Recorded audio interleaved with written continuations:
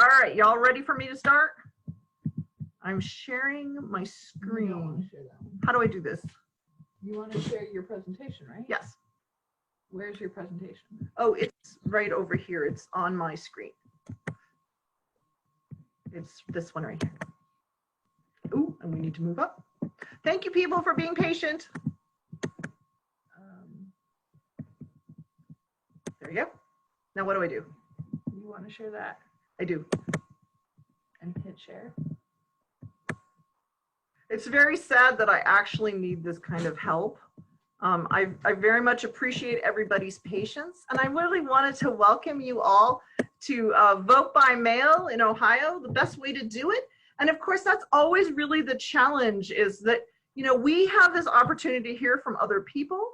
We just went through what was difficult, to say the least, and all of a sudden having to change to vote by mail. And so we want to have a sense of what other states are doing, and we want to have a thoughtful conversation about, well, what do we do as we move towards November? And so I wanted to welcome you all. I am Catherine Terser with Common Cause Ohio. I'm so pleased that you're joining us. And what we're going to do is we're actually going to move to the next slide. So our panelists, now we're very blessed. From Oregon, we have Kate Titus. Now, and we have Amanda Gonzalez. From Ohio, our Ohio experts are Jen Miller and Camille Wimbish. Now, one of the things that I really like is that this is an all-girl panel, so this is a girl power panel. And so, you know, I also wanted to highlight to you all that you need to look down to the bottom of the screen. There's an area that says Q&A. And so if you have a question, please add it in there. And then I have my trusty assistant will help me actually ask the questions. Now, you notice we have a vote by mail hashtag and a fair elections hashtag. I think that can be really helpful because, you know, we're having the challenge of having these conversations where we can't have them in person as much right now. And so doing these things online, using your time on social media, those are the hashtags that we've got. Now, Kate Titus is our first batter up here. She is from Common Cause, Oregon. She's the executive director. She was previously with Public Citizen and Oregon Action. Amanda Gonzalez from Common Cause, Colorado is the executive director there, and she is on a number of boards, including the Colorado Fiscal Institute and the Colorado Hispanic Bar Association. For our Ohio experts, we have Camille Wimbish of Ohio Voice, and she's the one that helps coordinate the Ohio Voter Rights Coalition. So if you've heard of the Ohio Voter Rights Coalition, that's Camille. Then we have Jen Miller, who is the executive director of the League of Women Voters. She also comes to us from the Sierra Club. So she has a rich understanding of the kind of environmental challenges that Ohio faces. And she's a jazz singer. Ooh, by the way, I also forgot to mention this. Camille is on the board of the Columbus Zoo. So other things to ask her, you know, I know, isn't that fun? Now, today we have, our agenda is pretty simple. We're going to do a history of voting by mail.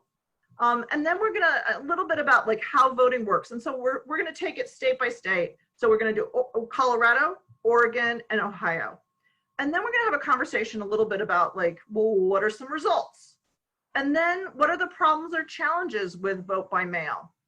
Finally, how do different states address vote by mail security concerns?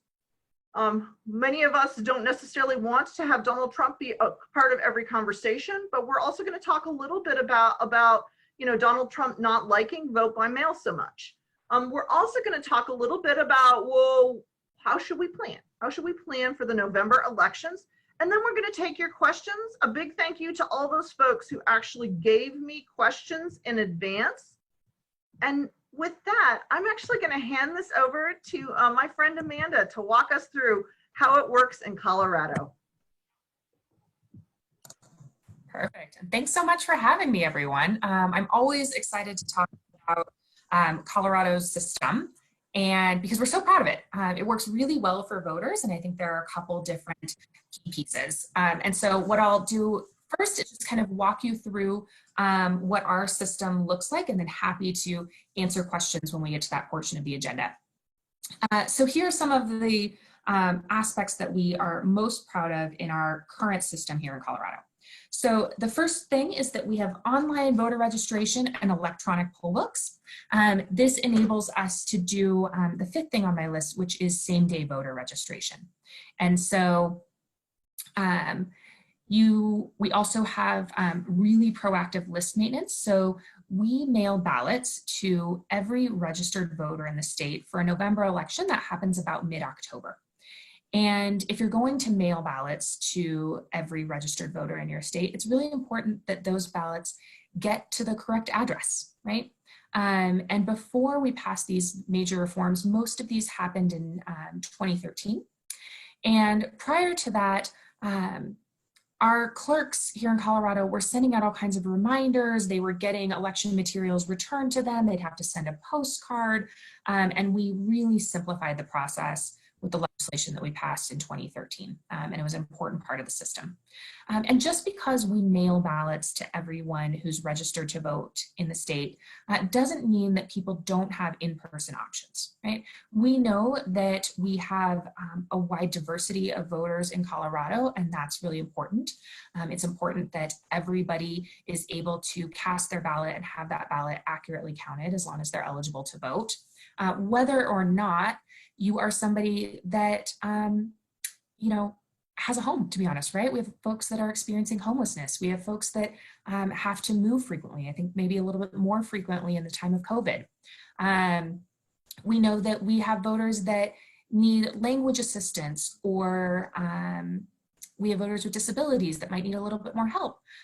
So it's really important that we have in-person options. And here it's a vote center model. So we have voter service and polling centers in every single county. And I've mentioned same-day registration, so you can go to a vote center, a VSPC, at that VSPC, you can register and vote on the same day.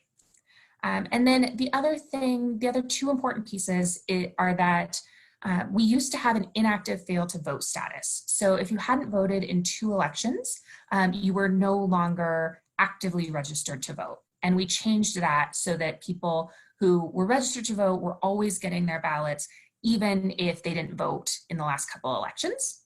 And then the final really important piece is that we have drop boxes located all throughout Colorado. We actually radically increased the number of drop boxes starting in 2019, because that's actually the preferred method for voters here. So upwards of 90% of people in Colorado do vote the ballot that is mailed to them. But most of them don't actually mail it back. They take it and drop it off at a voter service center or in one of those drop boxes in their neighborhoods. So it's pretty great. I think we do a really good job of meeting voters where they're at and making it pretty convenient to cast your ballot. So in the next slide, I'll talk about kind of how we got here. And I'm sorry that came out a little tiny. Hopefully you can see okay. But this was not a process that happened overnight.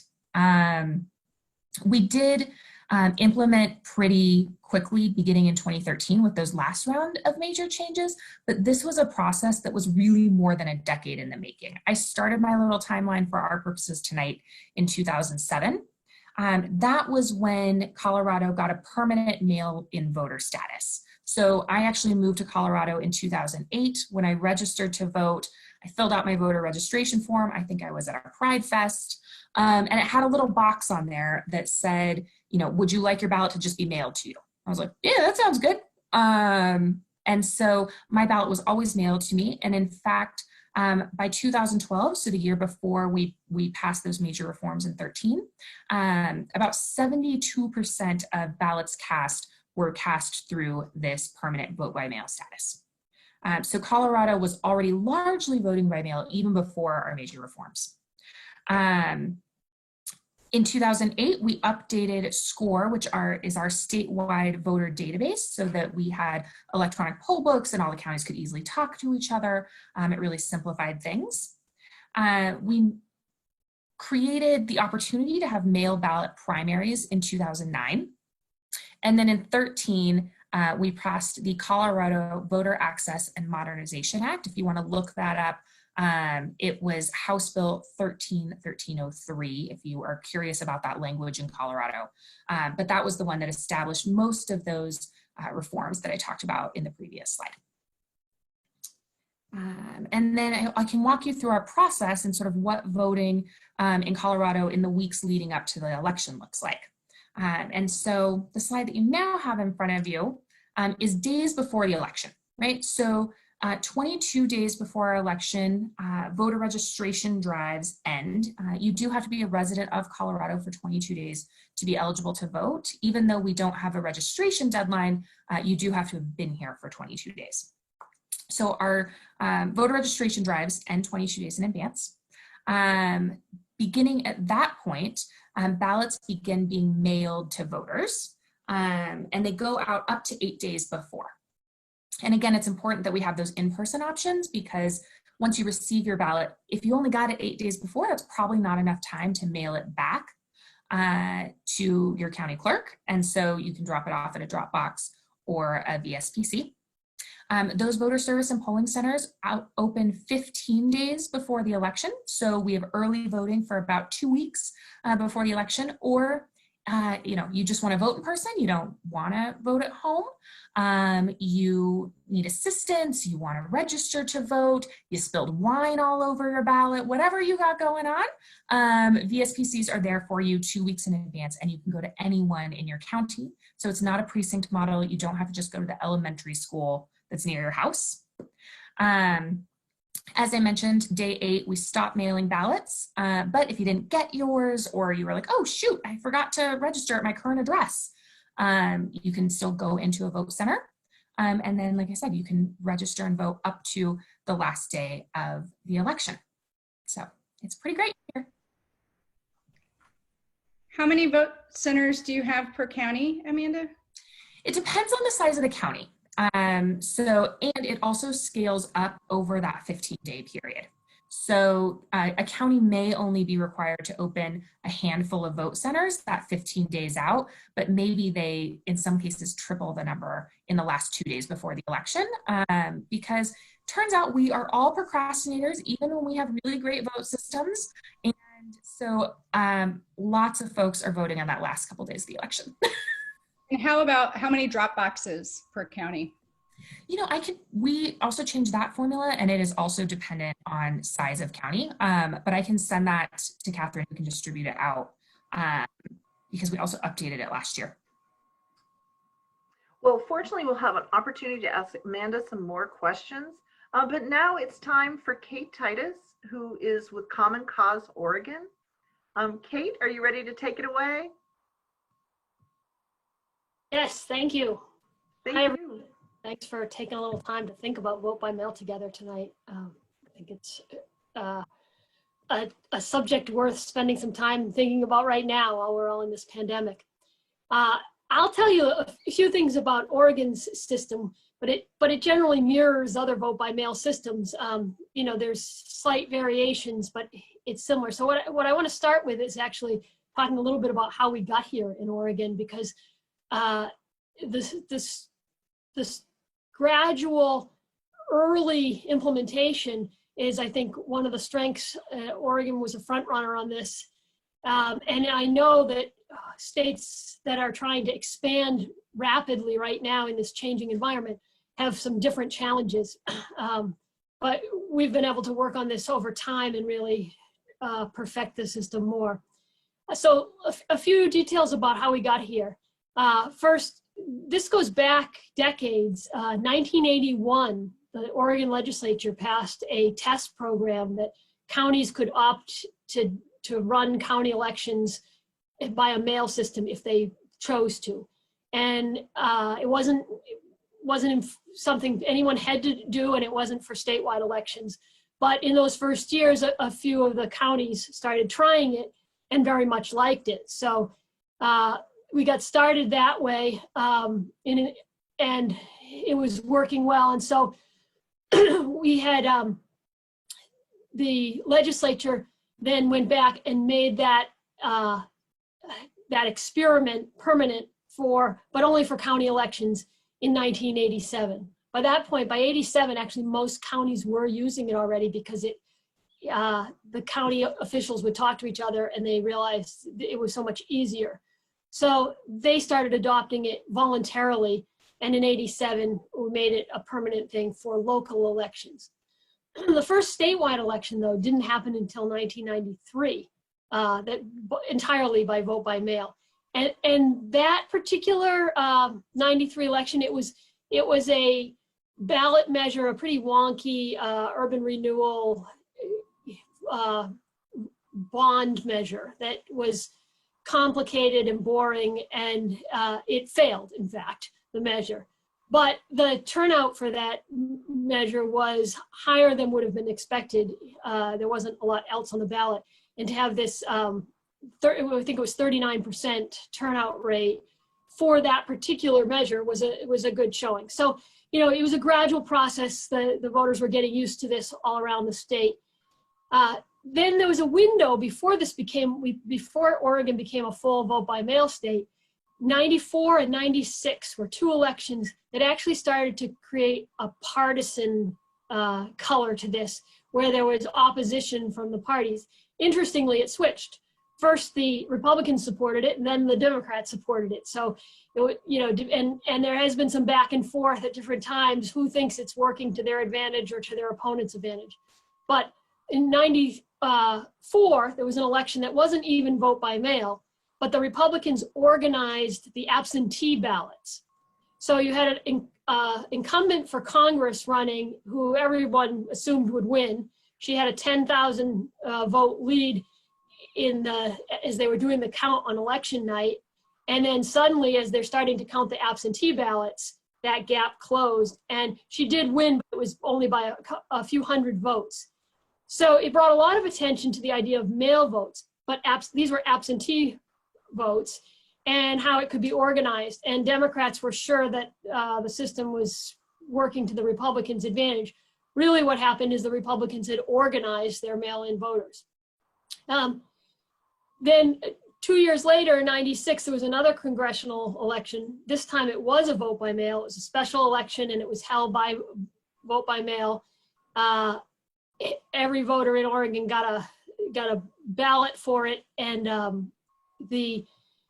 there was a Democrat and a Republican running for a seat that had neither of them the incumbent, and the Democrat pulled it out in this case, and so the Republicans started to feel like vote by mail actually works to the Democrats' advantage. And what's interesting about that is that I think that's something that all of us will experience all around the country, is that parties tend to watch this and look very carefully at the partisan advantage. Is this going to help me, or is it going to help my opponent? They're very myopic. Everything's in their own interest.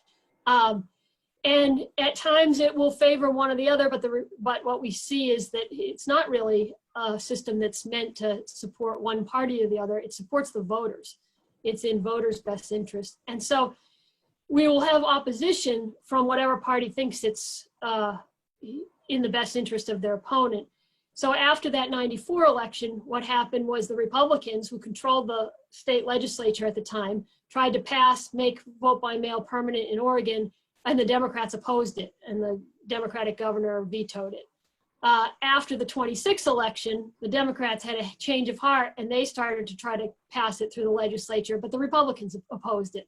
So, you know, the political nature of this is something to consider in terms of getting it passed.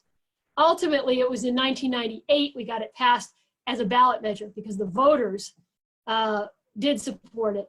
And by that point, the voters, it had become the most popular way to vote in Oregon. Not all elections, not all the state elections were by mail, but all the local elections were. And election officials had realized that it was a easier thing to administer and that it was popular with voters. So they started encouraging people to sign up as permanent absentee voters. And so by 98, I think it was like 60-something% of the voters were voting by permanent absentee ballot anyway. Voters passed it. It went into effect for the 2020 election, and so Oregon became the first state with a full vote by mail in a presidential election that year. That was still as far back as 2020 when this happened. And so you can imagine there have been changes along the way that have improved the situation that we're in and fine-tuned it since. Okay. You can So get the other Kate, I wanted to do a shout out right now to Peg Rosenfield of the League of Women Voters of Ohio. So she actually took many trips to Oregon during that time period where there was a back and forth and what should we do? And she actually wrote a book on vote by mail for the Federal Elections Commission. So as we're thinking about that, Nice. you're on there somewhere, just wanted to do a shout out. Kate, are you ready to change your slide? Yes, yes. So just a few words on the Oregon system. I don't think it's particularly different, but I think the things to highlight, one is it starts with voter registration and having a good voter registration system. You know, even after Oregon went to full vote by mail 2020, it wasn't until a few years later that we created a statewide registration database, because the databases were county by county. And that made it so that when people registered, when they moved over a county line and re-registered, automatically that would get updated. I mean, the details matter, and things like that are important. After that, we set up online voter registration, which makes things much easier. People can go on, they can change their party affiliation, update their contact information, they can register online.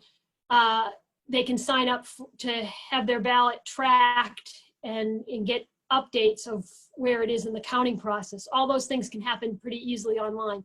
And then in 2015, we were the first state in the country to pass automatic voter registration. How it works here is with the DMV. It doesn't catch everyone, but a lot of people interact with the DMV getting their license or other things. And they will be registered if they weren't already registered. And if their contact information has changed, that will be updated. So those things create a good voter registration base to begin with, and that's really important with vote by mail. I will say the other thing about voter registration is vote by mail is helpful because usually, I think this is true in all systems, if the ballot, when it's sent to every voter, will not be forwarded if that voter is no longer at that address. And so that goes back, the election division can follow up and check that out. But if that person has gone, they are no longer active. And so it's a good way to keep the lists up without purging voters unnecessarily, but purging them when they should be. A few other things, you know, it's really important on the return end to make it as accessible to everyone. We've just moved this is the first election we have where the return ballots are postage paid. So that's great, makes it a lot easier for most people. But not posted, mailing a ballot is not the easiest way for everyone, and options are important. We have drop boxes and sites at the county election offices themselves, or all places where you can return ballots. And then there's the ballot tracking system I mentioned, where you can sign up online and get text messages or emails telling you that your ballot's been received, your ballot's been counted, et cetera. I just want to emphasize that, you know, even though vote by mail work is more convenient and more efficient for the vast majority of people, every voter situation is different, and that's why alternatives and options matter. And so a good vote by mail system also has alternatives, in-person options for people who might need a little assistance. Certain people with certain disabilities find it easier to vote by mail, but other disabilities find it harder to vote independently by mail. And so we have some alternatives where, you know, people can call their election office and even have volunteers come out with special equipment to help them vote. You can get access for language assistance, or maybe, as Amanda said, you know, you've spilt wine on your ballot. So whatever it is, there's got to be alternatives for that. And the final thing I would just add about Oregon's situation is, having had this now and developed it over decades, we really have a vote by mail culture that has developed around it that I think creates a healthy civic culture of voting. And I know that there are some people who have not experienced vote by mail who think, you know, well, you lose the feeling of going out to the poll and standing in the line and wearing the sticker. And I think that's a good thing for us to do. It builds civic character. But actually, I think you'd be surprised how much that happens in a different way in vote by mail. People start calling their friends and families and, hey, you know, I got my ballot in the mail. It's due in a few weeks. I've been looking it over. There's some of the things I don't know about. Do you know anything about this candidate? Do you know about this?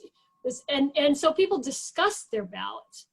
We also have a neutral voter pamphlet that the government puts out every election that lists everything that's on it, and has each candidate can put in their own statement, endorsers can put in statements, and there's kind of like neutral description of the ballot measures.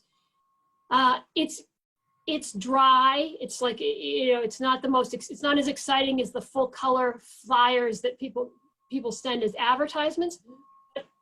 A poll not that many years ago showed that Oregonians, like something in the 90%, it was like 96% of voters rely on the voter pamphlet, and some also high number, 80%, said they read every single thing in it, which I don't even do. It blew my mind.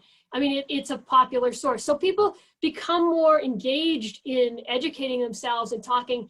Oregonians even have vote parties.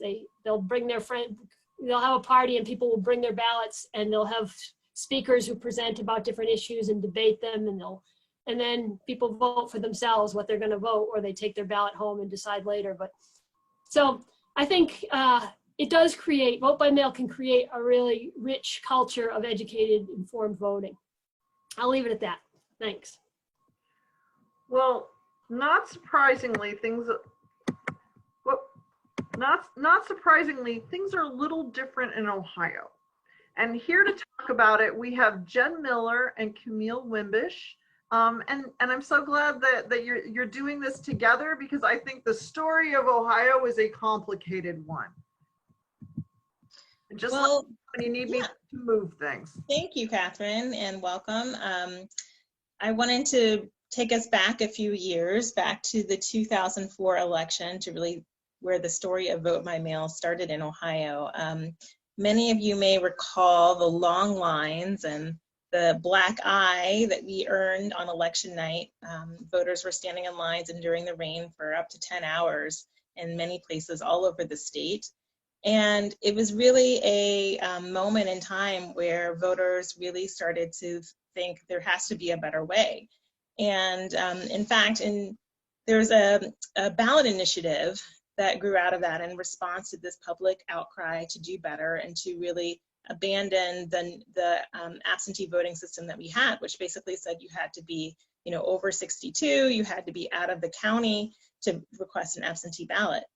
And so sort of out of this need to, you know, address the public outcry, and, you know, the legislatures were sort of acting actually in their own self-interest and wanting to defeat the Citizens Initiative, as Catherine could tell you many stories about.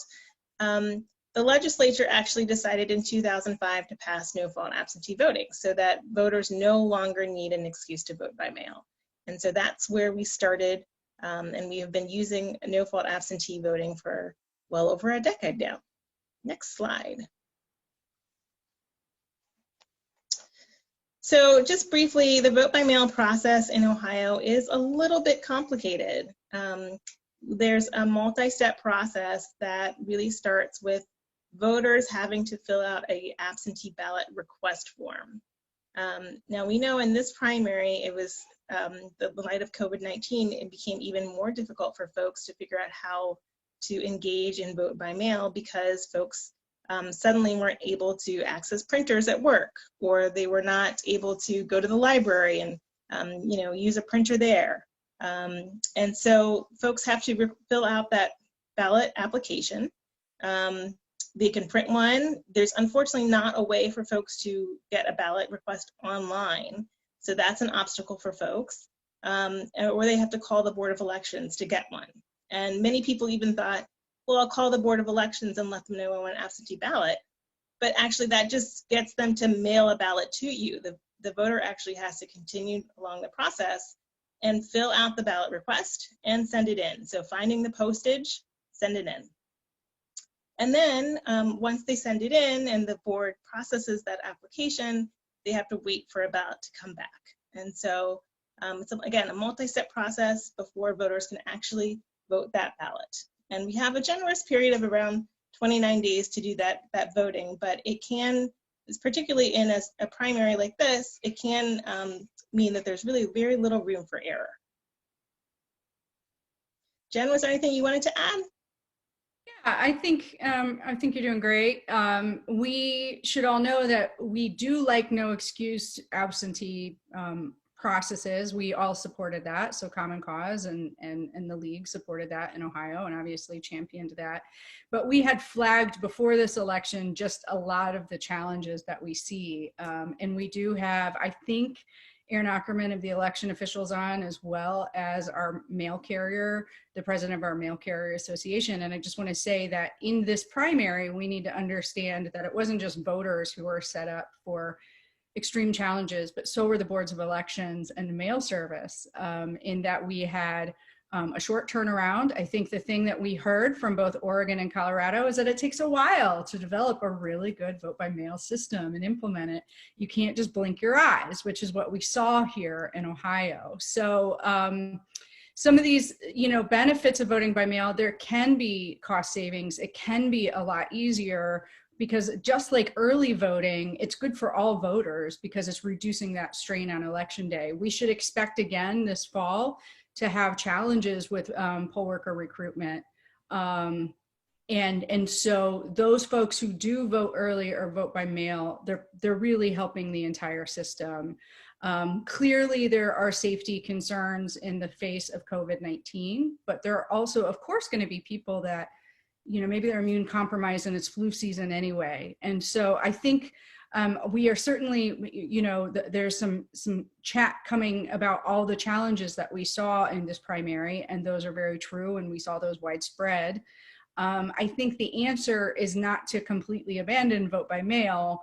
The answer is to figure out what we can do better because it's a good part of the solution. That doesn't mean that Ohio is going to really make it the primary mode of voting anytime soon, but it can be a much better, more attractive menu item for voters. And so that's something we'll talk more about. What's our next slide?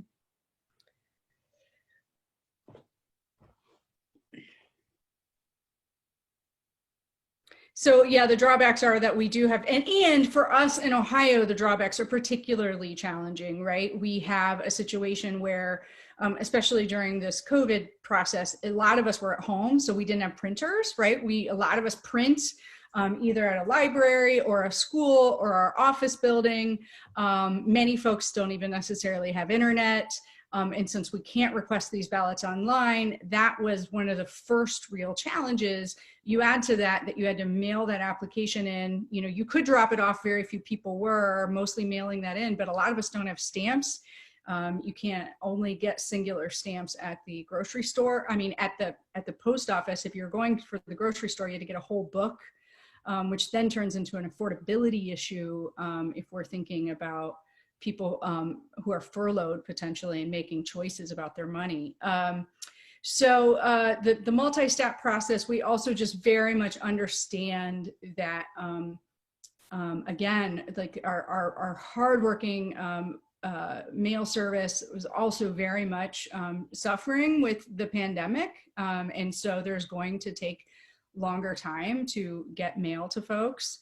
Of course, we did see some that did not have postmarks, but I think some really important things is that we only have one secure drop box per county, and that really hurts rural voters as much as it hurts voters who may depend on, for example, public transit in places like Columbus. And so I just want to point out that we are in the game, like Kate, I think, said it well about this partisan gaming potentially, or who votes by mail, or if we make this access, it's going to mean so-and-so wins over so-and-so.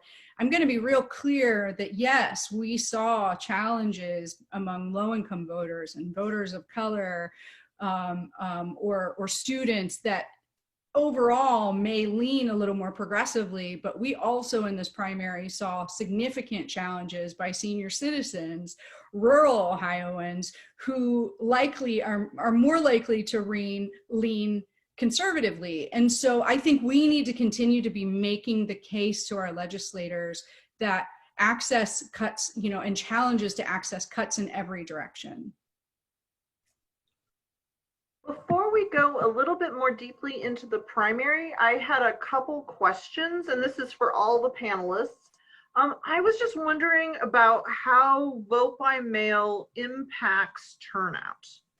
I think this is something that Kate touched a little bit on. I'd also like to hear from Amanda in Colorado, like how has this impacted turnout?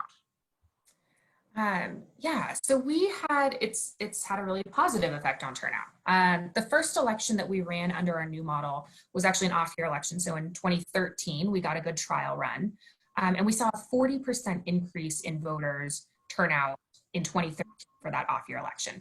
In 2018, of course, it depends on how you crunch these numbers, but we had 76.5% of active voters actually voted. And that was about 64% of eligible voters in our state.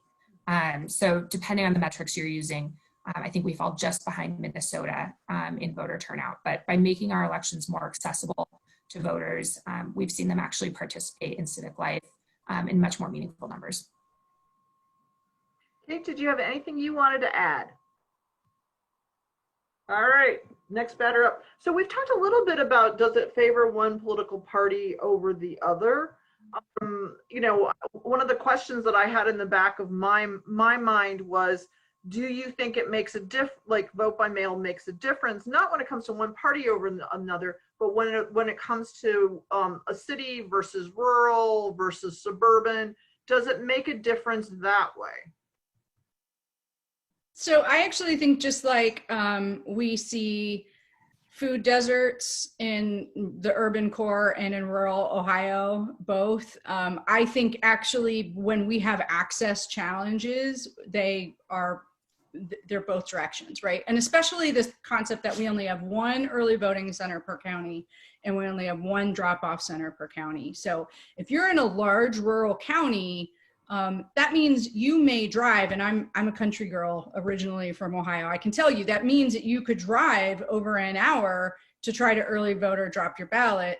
That's not okay, right? And if you are trying to rely on transportation, you're a senior, you're a person with a disability who lives in rural Ohio, the transit authorities may not even run cross county. So I think that is a challenge just as much as, perhaps you're someone who is working multiple jobs and you're trying to get into the vote center in a very short amount of time, and if there's only one and it's not close to your house, right? And you're stuck in traffic instead. So I personally think that we see both. And that's why we often hear from election officials, rural and urban counties, Republican and Democrat, for things like multiple early vote centers, in any election. So for the states that are on that have more robust vote by mail, are there challenges for different populations?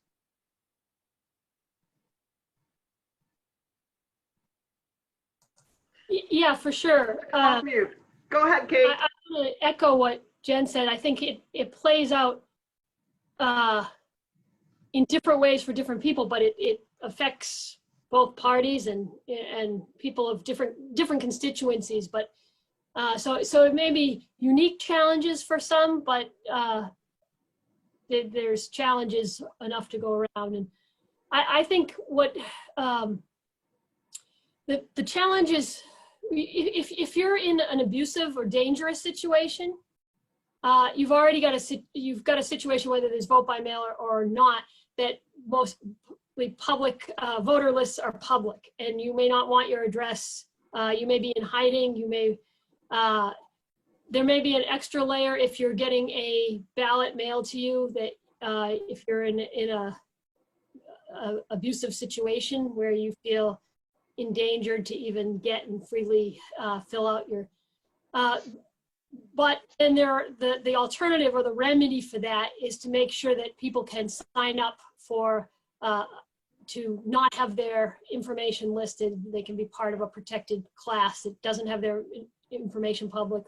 They can also choose an alternative than having their ballot mailed to them. So that's just one example. You've got people with different kinds of disabilities, some of which a mail-in option just it makes things so much easier, and you've got some that it makes it harder. So you're working with your disability communities to identify the different needs and make sure that there is options. Also, people voting overseas, whether they're military or not, that's another population that's a special needs population, and you have to set up a system.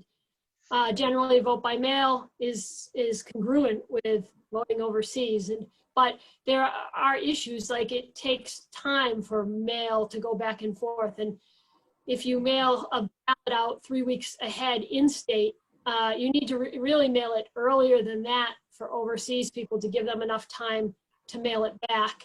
And sometimes that conflicts with your dates. People haven't even filed for certain elections, and you're trying to get the information out to overseas military in time. So there are specific issues that you have to contend with for different populations and different needs. I think the other thing to keep in mind is that these can't be static systems, right? Our populations are constantly changing, and how we interact with voting systems are constantly changing. And so even though here in Colorado, we're very proud of our model, we're also updating it pretty regularly. So there was a question earlier about number of VSPCs per county. It varies by size of county, but I pulled the numbers as we were chatting. 15 days before an election, Denver has to have one for, or if you're a large county like Denver, you have to have one for every 75,000 electors, but by election day, it's one for every 12,500. So that means that the city of Denver has approximately 50 VSPCs throughout their county. And then to Kate's point about who's able to access the system, Izzy, I think we're getting some extra noise from you.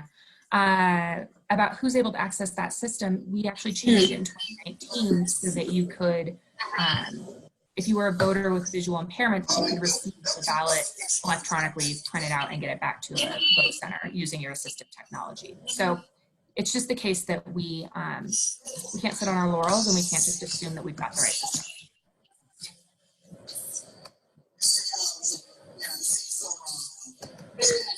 Oh, Hazel died. Izzy, so Izzy, just so you know, we can hear what you're saying. You're a little hot dog, huh, Hazel? Somebody needs to text Izzy and tell her all about Hazel. Yeah, I'm trying to read. Hold on a second. Okay. No, it's okay. Should have control of music. Hazel works better than on every coworker's children interruption. Uh-oh, hold on, sorry. Yes. Unfortunately, she is the host, so I have no power over Be her. patient. Great. What I was going to tell you all is that the next session we have coming up really has to do with a little more in-depth look at the primary. And so this is something that Camille and Jen are going to talk a little bit about. And then thanks to everybody for your patience. And Jen and Camille, take it away. So yeah, so I think we touched on some of these issues, but as we all know, our primary was not ideal. We had a April 28th deadline, which, as Jen mentioned, was really not sufficient time to run a fully a vote by mail election. There was very little room for error for voters to get their requests in, get them mailed back, and get their ballots. Voters received a postcard with information about how to get their ballots, but they didn't actually receive an application. So again, there are many steps in this process. And so there were also, mail delays that were in many places 7 to 9 days. So with only a couple of weeks to turn around elections, and boards of elections were also scrambling to figure out how in the world to adjust to the COVID-19 issues, getting enough printing, materials like envelopes, figuring out how to do all the social distancing necessary.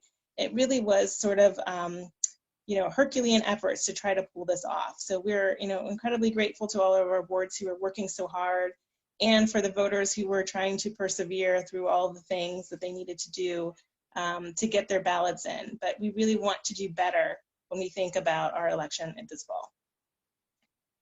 This slide is really just to sort of show, part of the problem, that while we did have a really large increase in absentee ballot that were requested, 1.9 million ballots were requested this year, which was an all-time record. The day before Election Day, there were already about 500,000 ballots that were still outstanding that the boards of elections had not received. And so that shows you that, as there's procrastination at work, there's, difficulties getting the printing and the postage and the, communications in the mail from the boards of election at work. But essentially, folks needed more time to do this election. And we know that ballots have continued to come in, but we also want to be mindful of the voters who got left behind, who maybe didn't realize about the deadline, or they didn't realize that there were conditions for voting in person on Election Day, or they weren't able to receive their ballot in time. And so or they were denied their request. They put their kid's birthday instead of theirs, and they ran out of time to request another one, be another group. Sorry. For sure. No. Jenna, are there other things that you wanted to add? No, I mean, I would just say, look, we're seeing questions about, can Ohio be a vote by mail state by the November. First off, there's no such thing as a 100% vote by mail state. So we can be more of a vote by mail state than we are now, but all vote by mail, like states that are where vote by mail is the primary methodology, or the majority of voters choose vote by mail, they're still in-person voting. And it's not just for a few select categories like we saw this time, persons with disability, persons who didn't have an address, were experiencing homelessness, and people who had applied for a ballot but did not get it in time. And so I think, again, the message is that I think there's a couple important messages. The first is, yes, we need to improve it, and there's a lot of things we can do there. But two, I think it was really hard for boards of elections and voters alike to constantly be having all of these changes to the system, right? We were on our third date, lots of different ways. Like half of our county boards of elections don't even have their in-house printing, and then again, printers are also in the middle of a pandemic. And so we have to be planful for the future elections this year, so that we are not putting everyone through the roller coaster that set us all up for undue challenges. Camille, do you have anything else you'd like to add? I don't think so. There was this slide right here was really just to say, as you mentioned, that the person who occupies the White House came out and said he was not a fan of vote by mail.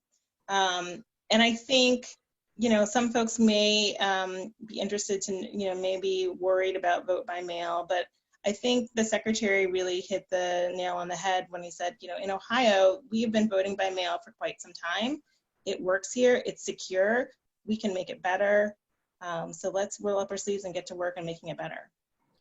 And I would just add to that, look, you have to prove, because there have been questions about ballot harvesting and questions about fraud and things like that. And here's the deal, the way that you prove yourself on your ballot is information that you can't just Google, right? Like it's not like our social security number or our driver's license or state ID number is just all over the planet. It's not like what's your dog's name or what's your mother's maiden name. And so there are ways to prove every voter, you can prove that they are who they are. And again, there's a whole concept about double voting, but here's the bottom line is if someone was mailed a ballot and let's say they didn't get it or they decide they want to vote in person. Sorry, I feel like my dog's going to bark here in a minute. I can see him at attention. So I'm, you know, if that happens, what happens is if like, let's say you were mailed a ballot and then you go to vote in person, you're going to get a provisional ballot. And that is so that they can guarantee that you didn't already vote. There's really not double voting. I mean, the only real concern we might have is like maybe in the undue influence category where, you know, at the moment that the ballots come out, then, you know, a county commissioner candidate decides to provide free lawn mowing for a whole bunch of people, you know, like stuff like that would be a concern. But again, I think we have, that's not stealing elections, that's not election fraud, and we have other ways to deal with that issue. Oh, hang on. How do I unmute this? So Jen, one of the questions that that I had to do with you used the phrase ballot harvesting, and I got worried that not everybody would actually know what you were talking about when it came to ballot harvesting. What is that exactly? Well, I feel like maybe someone knows what that is better than I do. It just means that, you know, someone else is, you know, grabbing ballots and voting, you know, pretending there's someone, you know, in large numbers, you know, pretending there to be voters, basically purposefully committing fraud through the mail process at large enough numbers that it could impact an election. And yes, we have seen a few cases of this in other states, but number one, they were caught, right? And number two, it's really rare. And number three, Ohio has its own system that I think makes that really hard. So Kate, can you tell us a little bit about the kind of security mechanisms you have so that you're sure that the person who is sending in or putting their vote by mail ballot in a ballot box, that is in fact that person casting a ballot? Can you tell me a little bit of how you do election security? Yeah, a couple of things. So first of all, a lot of it comes down to signature verification, and the people who do that are trained. There's a process, you know, the ballot comes back in a security envelope, but then outside of that is the signature. So the signatures are verified, and it's only after the verification happens that the ballot gets then dropped in the box. The people that they're using scanner equipment, they're also visually comparing it to a computer generated signature that you have on file. And if there are problems, they then have to follow up. If they suspect it might not be, they follow up with the voter. It's called curing the ballot. There's a problem with the ballot. And one of the advantages of vote by mail is some number of people start voting in advance. And so you can start curing ballots that have signature problems in advance and get some of that done. Whereas on a voting system where it's all the day of, you've suddenly got all these ballots that are questionable and you're trying to cure them, and you can't do it in a reasonable amount of time. So that's an advantage. But there's all sorts of reasons why people's signatures might not match. You know, they might have injured their hand. They might have just been over time gradually changing, or they've developed Parkinson's and they're more shaky. But it could also be a forgery. And so there's that call, and people have to actually come in and verify their ballot to make it count. It's a hassle for the people when that happens, but it is a security measure that ensures that only true ballots are getting in. The other thing I would say is about the security measures, you know, there's always possibilities. You could steal a person's ballot, You could fill it out for them. You could steal one out of the mail. It's a felony to steal people's mail, but you might look up and find somebody just died, and they haven't gotten off the records yet because it just happened, and so their ballot's going to come, and you could you could steal it and return it. The thing is, those are all one by one small. Fraud is only really effective at a massive scale.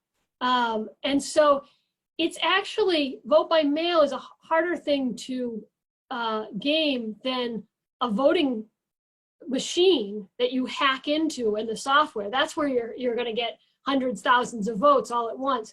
But trying to get past one by one with these ballots that are being sent to all of these different individuals and have to be signed and then have to be cured if the signature doesn't match up is a trickier thing to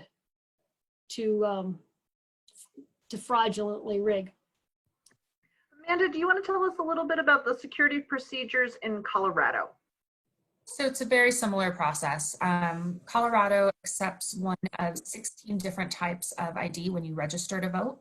Those include tribal IDs, and so you do have to show an ID when you register to vote. You also have to show an ID when you interact at a voter service and polling center. We have a similar signature verification process as what's happening in Oregon. So in our signature files, we have almost every signature that you've ever given to the government. So when you were at the DMV, when you registered to vote. So for somebody like me who's been voting for a while, I probably have 25 signatures on file that they're comparing with. And so for cure process, so if your signature doesn't match, you get a letter, and depending on your county, you have various ways to cure that signature. In some counties, there's actually an app that you can use. It's a pretty robust process. We don't see high amounts of fraud, but I think that it actually has inspired a lot of confidence in the system because of this culture of civic engagement, that everybody is voting, that we do have high voter turnout, and people do really trust the system and feel like they're better able to have their voice heard. I would just say we've had questions about signature matching, and that is a challenge in Ohio, but I think so what Amanda just pointed out is that, how many different person's signature, so that there are some slight differences. It's not just one signature that you are comparing to that maybe was from when you were 18 years old and you're like, I don't know what now, so I think that's really interesting. I think right now, one of our concerns about signature verification is that there's not a lot of uniformity between counties. And that's something we would like to see. I think it can be unscientific. And so, one of the concerns we have is that the signature matching is part of requesting your absentee ballot, but you are proving who you are in so many other ways. And that a lot of times people are then getting denied for their absentee ballot, and then they have to try to apply again and again. And that is a real problem. We also have that challenge with provisional ballots on election day. So I think, again, part of the argument is what we're hearing is people are trusting signatures as being a security piece, but then there are probably really strong best practices that Ohio should emulate in that regard. Well, and now we're on to November 2020 in Ohio. And so, this is something that Camille put together, this notion of like, well, what are our next steps? What should we actually be advocating for?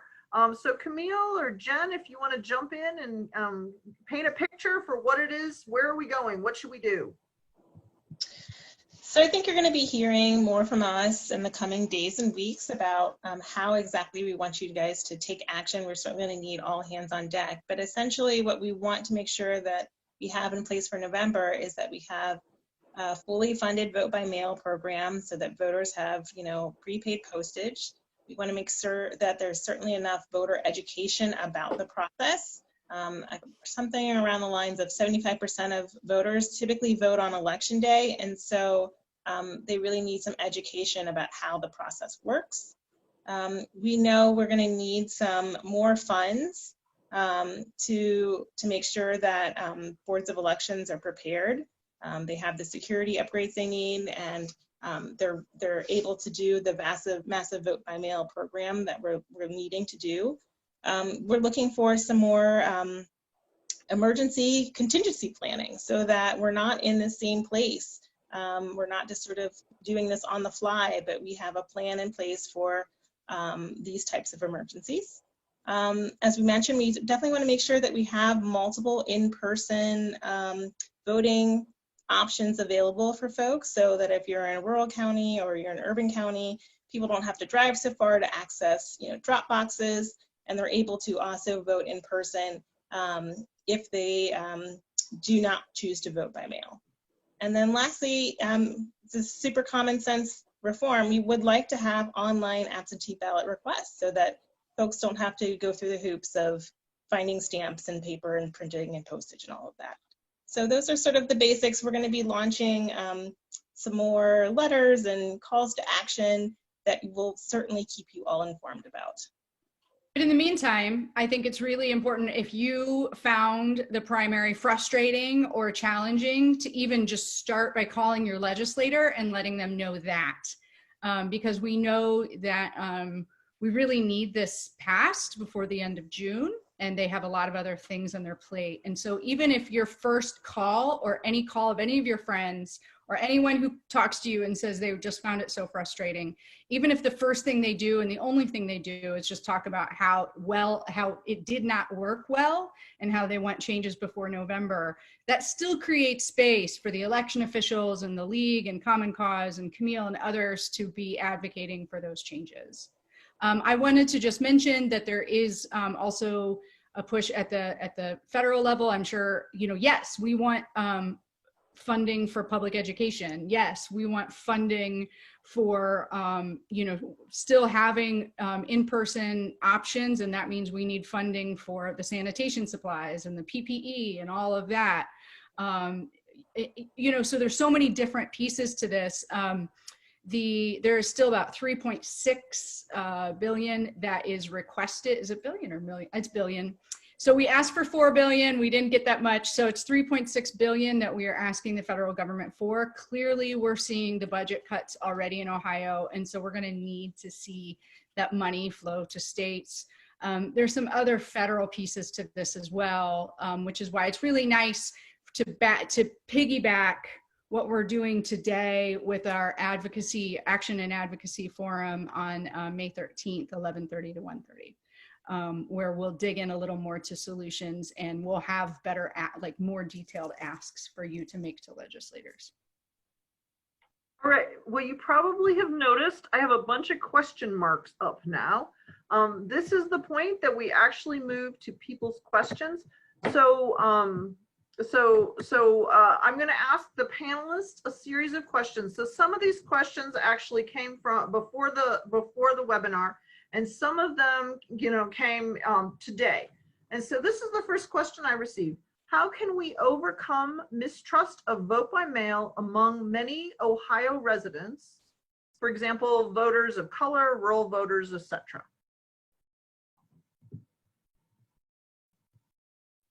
Anyone want to take that? So I'll go. I mean, I think part of it is, people just have a lack of familiarity with the process. So continuing to do education and getting folks out there, some credible messengers to those various communities about how this process is safe and secure works. But I also think that we don't want to dismiss people's experiences of voting and having problems with voting. Historical disenfranchisement is real. And so I think that's why it's still important that we continue to advocate for early in-person options for folks who don't feel comfortable with voting by mail. I would just say, and just for Ohio, and then we'll go on because you guys have experience of really creating that trust, but our system just doesn't work well. So what we have is a no excuse absentee, which means some people are going to choose to use it But that doesn't mean that it really was made for prime time. And so I think one of the ways that we create more trust is to continue to improve the system to be more voter friendly, but also more friendly for election officials as well. I think that once people interact with the system, I think education is key. They really do love it. We have really long ballots in Colorado. I hear that's the case in Ohio as well. And this gives you time to do your research, to interact with your ballot, to get help. If English isn't a language that you're comfortable in, you can talk to your friends and neighbors and get those resources from the privacy of your home. I also think it's important to meet voters where they're at, and so you can't sacrifice those in-person neighborhood options. And I think the other thing that we've done is we've included some equity measures within our laws themselves. So for example, in choosing where to put voter service and polling centers, clerks have a set of about 9 different criteria, many of which focus on equity when deciding where those locations should be. And there's opportunity for voter feedback. So one place where we've seen hiccups on this is some elections officials are really excited about putting vote centers in police departments. They see these as community centers that people know where they are. For a number of our community members, those are not safe spaces. And so we have opportunities to have community input and make sure that the voting resources that we're offering people are culturally competent. So I think there are some sort of norming things that you can do as a community. And then I also think there are some safeguards that you can put into law. One of the biggest questions, and I got this repeatedly, if you're advocating for vote by mail, does that mean that you don't support in-person voting?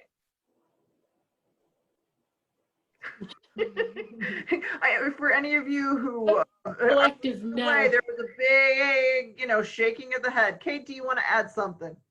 I think someone touched on it earlier. No one votes entirely by mail. Even an all-mail system or a full vote by mail system, you still need to have options, and they're not in competition. It's just voting by mail. It does tend to end up being the preferred method and a more convenient method for the vast majority of people. So if that's a streamlined, efficient, regular part of your process, you're going to catch a lot of people and make it a lot easier for them, but you still need alternatives. All right, now this is a question about the cost of elections. Is voting by mail cheaper or more expensive than voting in person?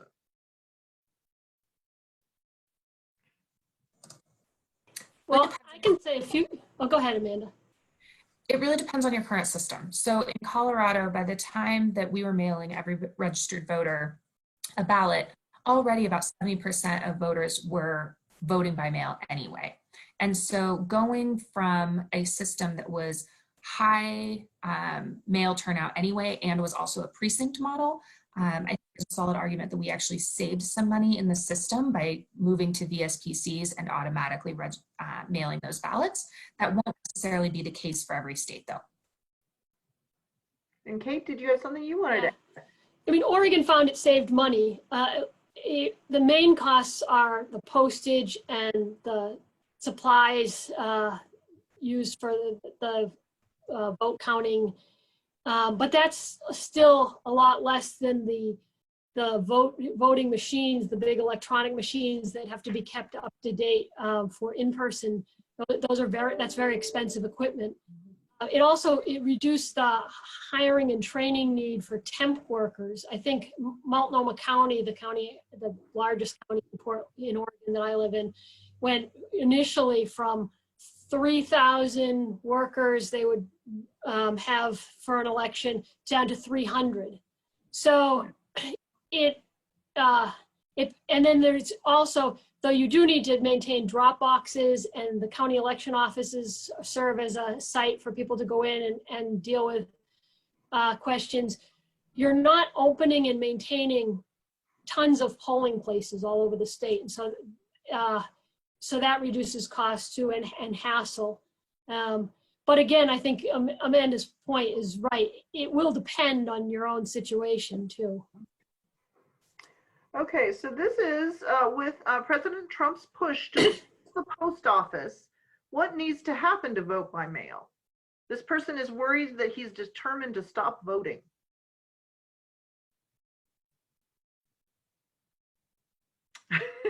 You're all a little hesitant to answer this. Well, we need to protect our post office regardless. It's core public infrastructure that helps in so many ways. There are things people would not be able to get mail on just a private mail service for if they live in out of the way areas. They might not be able to order medicine or important things. Then it's part of our shared public infrastructure and we need to protect it. The voting by mail, though, is just one stellar example of that. You know, a system that you don't want to trust to just anyone. And our post offices are the postal service is what makes vote by mail work. So we need to protect the postal service. And I do love the way Kate messaged this in terms of like people getting their medicine, right? Like bottom line, a lot of pharmacy, it can be a lot cheaper to get your medicine through the mail, but how do you do that if you don't have a mail service that's functional because it's underfunded or been under attack? And so birthday cards, like let us, as we talk about defending the mail service, let's talk about all the things that the mail service does. Can you imagine, all of us probably have someone who sends us handwritten cards, and what those mean that all of a sudden they're going to send like a Bitmoji, so I just think, I think we need to defend the mail service as exactly that. It's public infrastructure, just like schools, just like fire departments, just like roads, and it's a public good. Well, and this leads us to another action that we should all take, which is make sure that we let our senators and our congresspeople know that in fact we want to support the post office. So be on that, people. Okay, so this is the next question. Lieutenant Governor Husted said that all Ohioans will be mailed a ballot application for the November election. Does this go to how does this work? Does it go to all registered voters? Who will actually receive the ballot applications? Great. And let us be clear, he did not say to send ballots to everyone, even though that's something that the voting rights groups think would certainly incentivize voting by mail. But he said applications to all, and we support sending applications to all. And, in some years we have applications only going to people in active status. This is actually supposed to go, if you see how Secretary LaRose priced it out for the postage cost, it would be for every voter on the file. That's actually really good because, and we can argue that that's a security methodology in itself, because if people are not responding to that, or it's getting returned, back to the Board of Election, that's more of an indication that that voter is no longer at that address. So I think we can argue it both ways. It can be argued that this increases access significantly because at the end of the day, if we're going to have more vote by mail because it's better in the middle of COVID, then we need to incentivize and ease the process. Mm-hmm. So applications to every voter on file helps. But the other thing you can say is it will help clean up rolls too, All right, so this is the worst idea ever. How many votes do you think come from the cemetery? Show up and identify yourself. So if for people that are worried that in fact this is being taken advantage of, and they're worried about fraud, what would you have to say about that? I mean, I hope it gives folks peace of mind to know that that has not been our experience in Colorado. That we have the security measures that we've previously talked about, and by and large, they work. And that this is a system that really makes it convenient and accessible for voters throughout the state to vote, and that it largely hasn't been a problem. And I also want to point out that you do have to show an ID during the process, and that signature verification step is also really, really important. So it's not the case that there's just ballots going out willy-nilly and there's no check on who's returning them. That's not the way this operates. So the next person was worried about what's actually on the absentee ballot application in Ohio. In bold print above the signature line, it says, "I hereby declare under penalty of election falsification that I'm a qualified elector." And then in a bold print, it says, "Whoever commits election falsification is guilty of a felony of the 5th degree." If I wasn't 100% sure I was currently registered and that my name had not been purged, I would be afraid to vote by mail. How many law-abiding citizens are actually worried and just don't decide to vote by mail? So this year, if you're getting an application, that means you're a registered voter. So you wouldn't need to be worried that you've been purged or you're, acting inappropriately.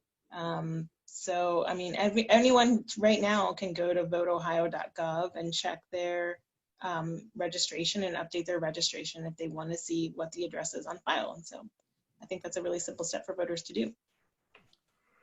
I think the questioner, though, has raised a good question. Not everybody is familiar with the process. So if you've done it before and you have access to online, you've learned these things over time. You might be a new voter, just young. You might be somebody who really never believed that a one vote made a difference because you didn't see that in your community. But then at 50 years old, some organizer on your doorstep convinces you otherwise and you vote for the first time. Whatever your story is, not all voters feel that sense of trust. So I do think there's a responsibility on the election system to really try to make this information, to do a lot of public PR about this so that voters understand how it works. And especially when there's changes in the system, when we're unfolding something new.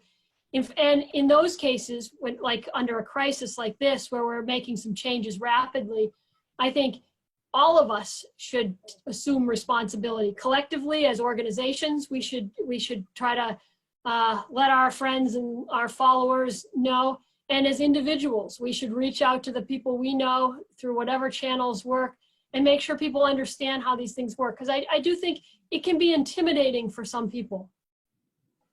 Absolutely. Okay, so this person is concerned about whether, when we make any changes, whether we're using an equity lens, and wants to know a little bit about, the reforms that we support and how we put an equity lens on that. And this is for Ohio. Thank you for that question. I don't know who that is, but I think that's awesome. So first off, that's one of the main reasons why the league would never support a 100% vote by mail system. So the bottom line is that we support more vote by mail accessibility. But even, as the systems in other states where it's primarily vote by mail, there's in-person voting. And that is by itself an equity consideration. We're going to have individuals with disabilities. We're going to have individuals of, communities of color, folks who just don't really get their mail that easily. A lot of different kinds of folks that are going to want to vote in person, and we need to preserve that. But I also think some of the other things that we talk about in terms of equity, only one early vote center per county really is not equitable, bottom line. Right? Other things we talk about, we want prepaid postage for the applications and the ballots. That's about equity. It shouldn't be about, who can more easily afford a stamp. Or for some of us, like if you think about younger folks that pay everything online and just don't really have stamps, believe it or not. I am not that young and I don't have any stamps. I pay everything online. So there's a lot of equity means ultimately in voting is that there's many different ways to access the system. And I'd finally argue that that's one of our concerns about our protocols, and really lack of protocols when it comes to signature matching, because we do find, because we don't have this robust potential system or set of protocols, as we heard Amanda and Kate talk about for signature verification, that senior citizens, people with disabilities, young voters, new Americans are all more likely to be denied either their provisional ballot or their application or whatever, because of a signature, because it's deemed to be a signature mismatch. So the truth is that we are questioning every aspect of the system and considering equity and considering different groups. And I will say that I'm super thankful that we are, this group, Catherine and Camille and the League, we all have both a lot of know-how and knowledge at the local level to support voters and know what voters are experiencing, that actively, along with all of our election protection volunteers and friends, that is actively informing every policy that we are advocating for so that we can think about equity and access. All right, now I have shall we say, both a simple question and one that may test you. Are you feeling like Wikipedia? It is, how many registered voters are there in the state of Ohio? Something like 7.7 million. Boom, she won. I was gonna say, the good answer. All right, so the next one was, this is a question for you, Amanda. The question is, please elaborate on how you do the voter list updates. Like you talked about your voter rolls being updated and being in good shape. How do they do that?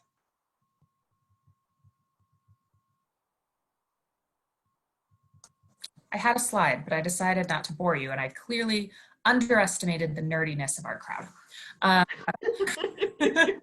So thanks for that. Pretty complicated process, actually. And it's everything from, we have monthly updates from a national address verification.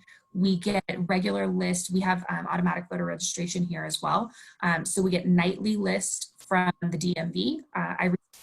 I updated my address on my license, and 3 days later I got a letter from my county clerk saying, it looks like you moved. We're gonna start sending your ballot here. Is that what you wanted? We get felon and death record notifications that are uploaded daily into our system. And then we get regular registration lists in real time because we have that statewide electronic system. So here we actually don't have the same provisional issues that you all sound like you have, because that system is live and electronic. And so if I've mailed in my ballot, they have a record of it when I get to the voter service and polling center. So they're not going to need to give me a provisional ballot. They're not going to give me a ballot because they're going to say, looks like you already voted. The same thing would happen if I tried to vote at 2 different BSPCs on the same day. So part of it is having that centralized electronic system that allows us to upload all this data into one place, and then that automatic voter registration process that works pretty well here. And this is for Kate. How much voter fraud has been found in any of these states? Answer for Oregon. I don't have the any exact specifics on that, but from a more generalist answer from what I'm aware of from doing this work, it's very minimal.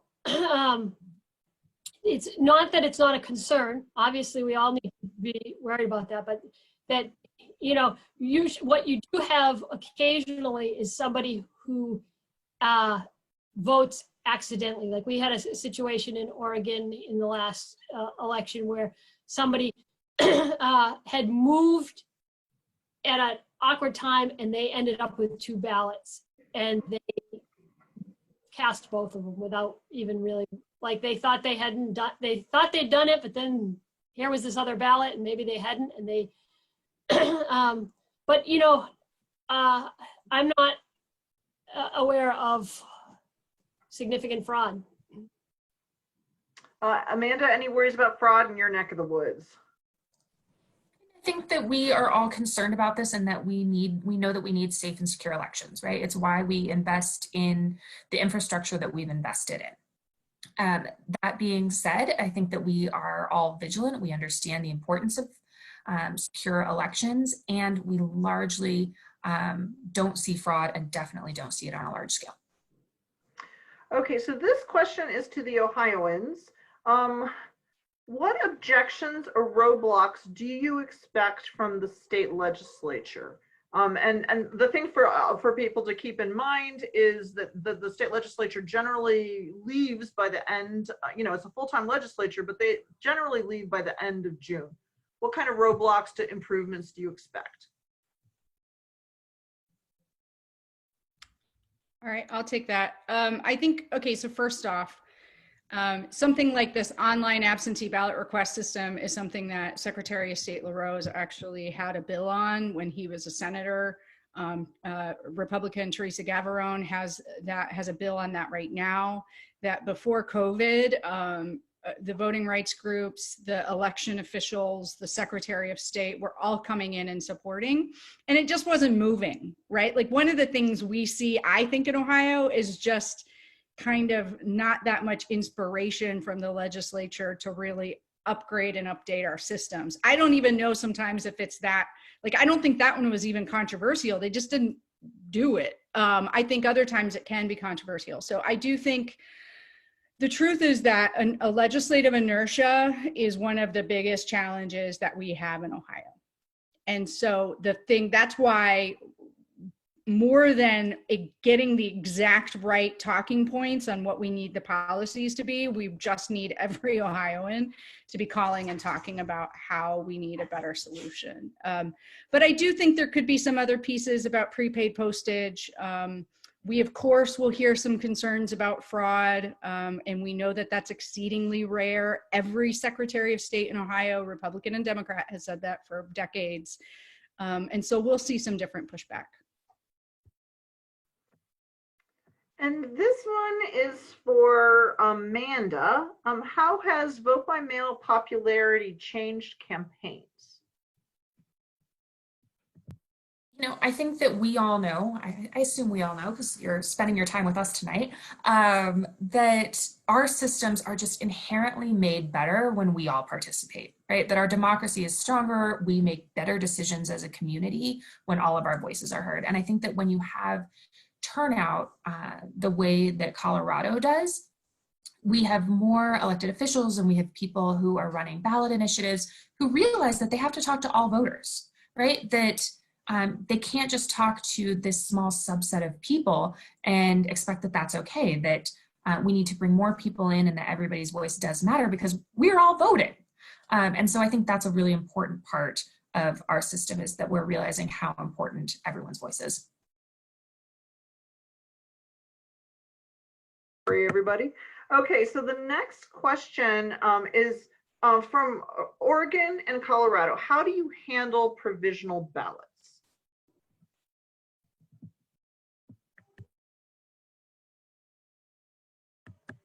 Up to you, Kate. Or, okay. So we don't see nearly the number of provisional ballots that we saw before we went to this model. Part of that is for a number of the reasons that I've already talked about, in that we have a better statewide tracking system. The other two pieces of that is same-day voter registration, right? A lot of the reasons that you might receive a provisional ballot is that our system isn't sure if you're eligible to cast that ballot, or you haven't registered or something like that. And so we've gotten rid of a lot of those problems with same-day registration. The problem that we sometimes see is when people live in one county and vote in another, right? Because you need to go to a VSPC that's in your county. And so sometimes you forget of, oh, I live in Jeffco and I'm working in Denver and I can't just go to the one that's right next to my office. One of the ways that we have changed that is we actually now have a statewide ballot that doesn't have the pieces of your ballot that are specific to your local. And so say, polls are closing at 7, you totally forgot that an election was happening, you ran to the VSPC that was closest to your office, and gosh darn it, that's not your county. Now, and this is the change in 2019, you have the option of casting that statewide ballot so you can at least vote on the issues that are statewide. And so with all of those different policies, we don't see nearly the number of provisionals. And so we have more people getting to cast their ballot and have that ballot accurately counted. Well, we are at 8:30. So this is the very, very last question. Is there any evidence of voters being better informed about the candidates with Vote My Mail system?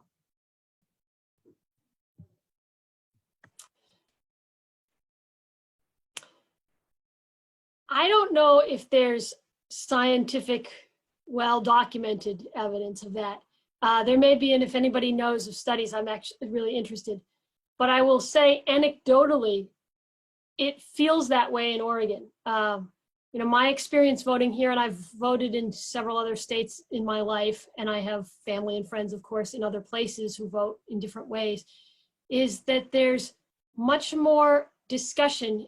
Voting doesn't happen in a box in a 15-minute period. It happens over a 3-week period where you've got your ballot and you might sit down to fill it out one weekend and then realize there's several things you don't know about. And so you hold off until you've had a chance to talk to the people that you trust or look something up online or whatever you do. So I think we've all heard in Ohio about, you know, someone who said, yeah, the only thing I didn't vote on was I didn't know about this issue. So I just left that one blank, or I didn't know that this candidate was on there. So of course I couldn't be a leaguer and not mention that you can get your sample ballot at vote411.org and learn all about the issues and candidates. Now, before we completely say goodbye, I did want to highlight this. This was from John Dice, who was concerned about changing Ohio law to reflect that the post office no longer does the postmarks, and that this is something to take into account. Now, you all, I'm sure, are aware of. You had many, many more questions, and we didn't necessarily get all the answers. What we're going to do is we're going to follow up so that you can get the recording, and I'll do kind of as quick as I can, put together kind of answers to some of your questions. And if I can't answer them myself, I'm going to bother these wonderful experts. And I just really wanted to say thank you very much to the League of Women Voters of Ohio. I wanted to say thank you to the League of Women Voters of Greater Cleveland that helped to make this possible.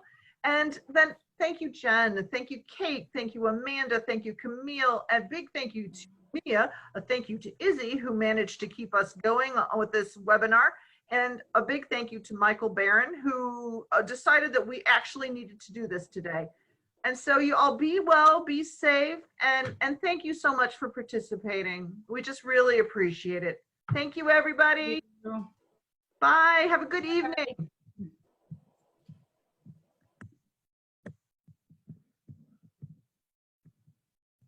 Bye, everybody. Thank you.